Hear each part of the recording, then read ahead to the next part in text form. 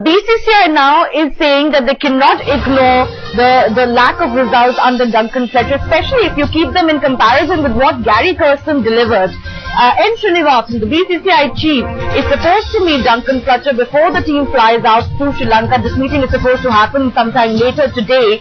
And after several questions that were raised on Duncan Fletcher's role since he took over the Indian team's charge, it is believed that the BCCI will pose some certain tough questions to the coach and ask him just why things went wrong the way they did in England and Australia, and just what is his dose for the Indian team, what he thinks should be done.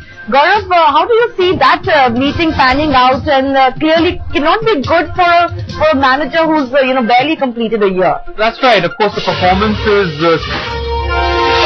speak for themselves. Duncan Fletcher's record since he's taken over as the coach speaks for itself. India right now in the 5th position in the test rankings, and of course so they were much nearer the top when he took over. And of course he was primarily brought in, Shivani, because he had been the coach of the English side, and of course his first assignment with the test side for India was in England, and we all know what happened there. It was a 4-0 whitewash.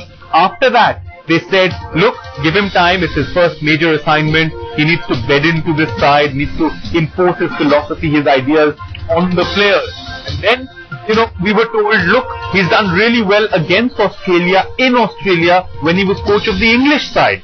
Look what happened there, another whitewash. So I'm not surprised tough questions are being asked of Duncan Fletcher. We asked those very tough questions during that tour of Australia. We asked how long can he continue to be the coach if this is how poorly the side is going to play. We of course saw that infamous spat between players, senior players at that, in Australia when Duncan Fletcher was at the helm, and he of course needs to take some of those blame for what happened off the field in Australia. So all of those questions are going to be posed to him in this meeting that he has, and of course we also need to remember that it's within the BCCI that the disgruntlement first came out in the open when Anil Kumble, who's the president of the Karnataka State Cricket Association, in the BCCI working committee meeting actually raised this point and said, why hasn't Duncan Fletcher been taken to task? Why hasn't Duncan Fletcher been asked about the poor performances overseas? And that's the reason we've really seen the BCCI top bosses now coming out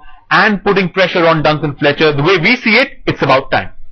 Absolutely. It seems the BCCI itself cannot wait any longer. They've given quite a long rope to Duncan Fletcher so far, many would say, because Gaurav, many believe that foreign or Indian, perhaps another coach wouldn't have survived despite the results that we've seen, or rather the ignominy we've suffered in 2 whitewashes overseas. And the point you mentioned about the very ugly public spat between the seniors of the teams, his man management skills perhaps are what are under more scrutiny, because everybody felt that you need to give him more time as far as results on the pitch are concerned, but dressing room behavior is what will be under inspection as well. They're both linked, aren't they? Performances of course provide confidence in the side, and the dressing room atmosphere leads to those performances on the field. And if the dressing room atmosphere is vitiated like we saw in Australia, then that tends to have an impact on the performances on the field. And the way we see it, it's really a vicious cycle, Shivani. If you're not happy off the field,